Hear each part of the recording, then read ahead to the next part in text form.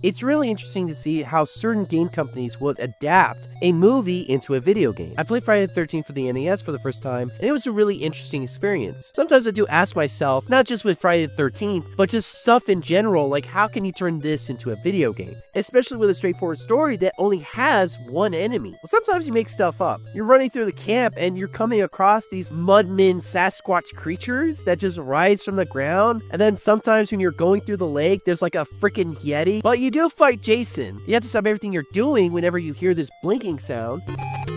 Go to your map, and whichever cabin is blinking, that's the cabin you gotta go. And it is pretty intense whenever like you go in the cabin, the counselor or the kid is like thanking you, and then you have to look through the entire cabin looking at every turn, and then he pops up and then turns into Mike Tyson's Punch-Out. Not gonna lie, every time he pops up, it always gets me. It's like, oh, if you didn't find a knife before you confronted Jason to save one of the counselors or kids, you have to throw rocks at him, which is kind of funny, just the novelty of just throwing rocks at Jason. Sometimes he'll be an asshole and just pull out his machete and then kill you. And then what blew my mind is that before or even after you confront Jason, there's times where he just pops up outside of the cabin just to mess with you. The game does have a lot of secrets, especially finding Jason's mother's severed head and then having to fight her, which is awesome. Yeah, it's very trippy. Even though there were limitations for the NES, it still begs the question on how do you make a proper Friday the 13th game. Yeah, there was the multiplayer game back in 2017, but I really love that virtual cabin mode where there's puzzles and you can look around, but this mode does everything it can to scare you